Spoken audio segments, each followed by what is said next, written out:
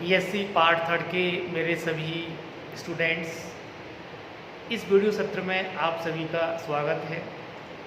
इस video lecture में मैं आपको आपके होने वाले एग्ज़ाम की दृष्टि से कुछ importance guidelines, important numericals, important questions के बारे में भी आपको बताऊंगा। और इसके बाद जो नेक्स्ट वीडियो आएगा उसमें भी बताऊंगा। तो प्लीज़ सभी वीडियोस को आप देखते रहें।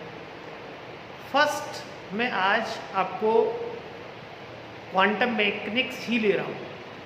क्वांटम मैकेनिक्स में लास्ट वीडियो तक जो पढ़ाई की है उससे आगे आज मैं जो चीज़ें ले रहा हूँ वो है fundamental postulates of quantum mechanics. ये टॉपिक कवर करेंगे और उसके बाद वो बहुत ही इम्पोर्टेंट और बेसिक कॉन्सेप्ट हुआ करता है इसका कि वेव पैकेट की अवधारणा क्या है। इन दो चीज़ों को मैं आज आपके साथ डिस्कस करने जा रहा हूँ और कृपया इनको क्रम से सभी वीडियोस को आप तैयार करें, नोट्स बनाएं, क्योंकि यही एक माध्यम आगे पढ़ाई के लिए बचा हुआ है जिससे कि आपको थर्ड ईयर की पढ़ाई करनी है। Yes come. सबसे पहला बिंदु जो ले रहे हैं वो ये है कि क्वांटम मैकेनिक्स में को पढ़ने के लिए क्या क्या अपने पास चीज़ें होनी चाहिए कि जिसके क्वांटम वाले युग में अपन पहुँचें। क्लासिकल वाले युग से क्वांटम में पहुँचने के लिए क्या क्या तौर तरीके अपनाए जाएं उसको पढ़ने जा रहे हैं। इसमें सबसे पहला जो तौर तरीका है वो ये है कि प्रत्येक भौतिक निकाय की अवस्था के लिए एक अवस्था फलन या तरंग फलन psi-r-t संबद्ध किया जा सकता है। यानी जिस भौतिक अवस्था को, जिस फिजिकल सिस्टम को अपन पढ़ने जा रहे हैं, किसी भी सिस्टम की ऊर्जा, संवेग, कुछ भी चीज़ निकालने जा रहे हैं, उस सिस्टम के साथ में कि किसी अवस्था के साथ में एक तरंग फलन psi-r-t संबद्ध करते हैं। बिना psi-r-t को संबद्ध किए आप उस सिस्टम के किसी भी अवस्था की स्टडी नहीं कर सकते हैं। तो पहला पॉइंट क्या हो गया, यानी किसी निकाय की अवस्था के लिए एक अवस्था फलन, दोनों एक ही नाम है, या तरंग फलन psi-r-t संबद्ध किया जाता है। दूसरा इसका जो पोस्टुलेट है वो क्या है कि अगर कोई भौतिक निकाय है सपोज, और उसकी कोई एक अवस्था है, जैसे हाइड्रोजन है, हाइड्रोजन n=1 में भी होता है, n=2 में भी होता है, दो अवस्थाएं हो गई सपोज जैसे। तो एक अवस्था के संगत तरंग फलन का मान कितना है, psi-1 है, और दूसरी अवस्था के संगत उसका तरंग फलन क्या है, psi-2 है। तो इन दोनों का रेखीय संयोजन psi प्लस C2 psi-2, यह भी किसी एक संभव अवस्था के संगत क्या होगा, तरंग फलन होगा। तो इसको क्या बोलते हैं, अध्यारोपण का सिद्धांत। नंबर 3 पहुंच रहे हैं कि प्रत्येक गतिकी चर, जिसको मैं कई बार आपको कह चुका हूँ, कोई भी जैसे डायनामिकल वेरिएबल्स है, जैसे स्थिति है, संवेग है, ऊर्जा है, कुछ भी है, ये सभी क्लासिकल मैकेनिक्स में डायनामिकल चर कहलाए जाते हैं। इनके संगत अगर क्वांटम में चेंज करना है उनको, तो उनके संग में एक ऑपरेटर, लीनियर ऑपरेटर को क्या किया जाता है, परिभाषित किया जाता है। नंबर 4, किसी गतिकीय चर राशि A के परिशुद्ध मापन में, अगर कोई गतिकीय चर राशि जैसे x, p और e को अगर आपको नापना है किसी सिस्टम की, किसी भी वस्तु की, तो आपको उस गतिकीय चर के संगत एक ऑपरेटर जो होगा A, उसका आइगन मान जो होगा वही उसका मान होता है। किसका, गतिकीय चर राशि का। यानी किसी गतिकीय चर राशि A के परिशुद्ध मापन में केवल संकारक A के आइगन मान an ही प्राप्त होते हैं। क्लियर।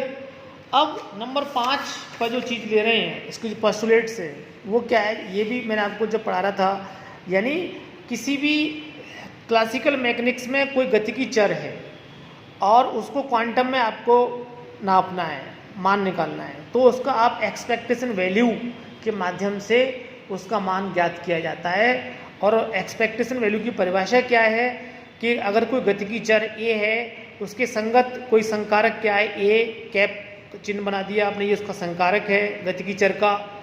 तो इस परिभाषा के अनुसार उसका जो मान होगा वह मान क्वांटम में जो आएगा वह मान क्लासिकल चर राशि जो है ए उसके मान के क्या होगा, बराबर। क्लियर। अब इसका छठवां पोस्टुलेट्स क्या लेके चलते हैं अपन कि क्या तौर तरीका है छठवां इसका कि क्वांटम में पहुंचने का, क्वांटम के वातावरण में पढ़ने का।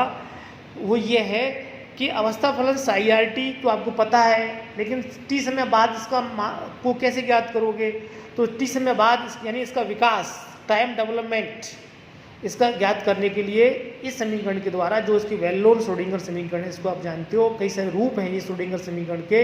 Iota H cross del psi upon del T बराबर H psi, H is what, H is the Hamiltonian of the system, और एच बराबर क्या होता है, जिसमें गतिज ऊर्जा भी निहित है और स्थिति ऊर्जा भी निहित होती है। तो इस तरीके से आप 6 इसके जो पोस्टुलेट्स हैं ये एग्जाम में आते रहते हैं, आप ध्यान रखिए। नेक्स्ट मैं आर्टिकल ले रहा हूँ वेव पैकेट की अवधारणा। ये क्वांटम मैकेनिक्स की सबसे मेन एक फंडामेंटल चीज़ है, ABCD के ए है कि वेव पैकेट को किस तरीके से समझें। उसको समझने के लिए सबसे पहले जैसे डी ब्रोगली ने बताया था कि कण के साथ में कोई कण गतिशील है तो उसके साथ में एक सहचरी तरंग निहित होती है, एक तरंग एसोसिएट रहती है, जैसे किसी व्यक्ति के साथ में उसकी परछाई एसोसिएट रहती है। तो अब बहुत अच्छी बात है, लैम्डा बराबर एच अपॉन पी उसने सूत्र दिया, लेकिन इस सूत्र में उसने अपनी अवधारणा में ये चीज़, एक चीज़ को डिसाइड करना बाकी है। उसने ये माना कि एक कण के साथ में एक ही तरंग रहती है। अगर ये मान के चलेंगे तो देखते हैं क्या होगा। माना ये कण है, उस कण के साथ में ये कोई तरंग निहित है और इस तरंग का कलावेग की परिभाषा से कलावेग क्या होता है, ओमेगा बटा के। ओमेगा बराबर क्या होता है 2 पाई न्यू, के बराबर क्या होता है 2 पाई बटे लैम्डा, 2 पाई से 2 पाई क्या हो गया कैंसिल, क्या बच्चा न्यू इंटू लैम्डा। ई बराबर एच न्यू होता है तो न्यू बराबर क्या हो गया ई बटे एच। क्लियर, लैम्डा ऐसे रखा हुआ है। ई बराबर क्या होता है MC square, E equal to what MC square, H की जगह एच लिखा हुआ है, लैम्डा की जगह लैम्डा लिखा हुआ है। और डी ब्रोगली के सूत्र से क्या होता है लैम्डा बराबर एच अपॉन MV। तो ये जो एच है ये वाला एच बराबर क्या हो गया लैम्डा गुणा MV, लैम्डा गुणा MV, ये देख रहे हो आप, ये रखा हुआ है, यहाँ देख रहे हो लैम्डा, लैम्डा से लैम्डा कट गया, M से M कट गया, क्या बचा C स्क्वायर अपॉन V, ये बचा। और चूँकि आप सभी को पता है कि V का जो मान होता है, ये V कण का जो वेग होगा वो प्रकाश के वेग से बहुत कम होता है। अगर ऐसा है, ऐसा होता है अक्सर, अगर ये रखोगे आप V लेस देन C इस फॉर्मूले में रखोगे तो VP का मान बहुत ज़्यादा आएगा, किससे, C से, क्योंकि C यहाँ रखोगे C कट गया, VP का मान क्या होगा C से ज़्यादा। यानी जो आपको पता है कि संभव नहीं होता है, सबसे अधिकतम वेग क्या होता है प्रकाश के वेग के बराबर ही होता है। That's why it is not possible. इससे क्या निष्कर्ष निकलता है, what is the meaning of this, कण से संबद्ध तरंग कण वेग से अधिक वेग से गति करेगी जो कि इम्पॉसिबल है। तो मीन्स क्या हुआ, कण के साथ में एक तरंग नहीं हो सकती है, कण के साथ में एक से ज़्यादा तरंगों का विचार मन में आया और श्रोडिंगर ने इस चीज़ को सुलझाया है। श्रोडिंगर ने बताया कि गतिशील कण के साथ में एक तरंग न होकर तरंगों का एक समूह या झुंड, इसको वेव पैकेट अंग्रेजी में कहते हैं, होता है। ये वेव पैकेट है, तरंगों का झुंड है इस तरीके का। इसका वेग क्या होगा, प्रत्येक का अलग अलग वेग काउंट नहीं होगा, पूरे एनवेलप का जो वेग है ये काउंट होगा। ये क्या है VG, वेव पैकेट का वेग VG बराबर क्या प्राप्त होता है, V के बराबर प्राप्त होता है। तो अपनी समझ में ये आती है कि कण के साथ में एक तरंग नहीं होती है, कण के साथ में तरंगों का एक झुंड होता है, समूह होता है, इसको क्या बोलते हैं, वेव पैकेट कहते हैं। और इसको कल नेक्स्ट वीडियो में समझेंगे, तब तक के लिए आप इसको याद कीजिए। Thank you very much.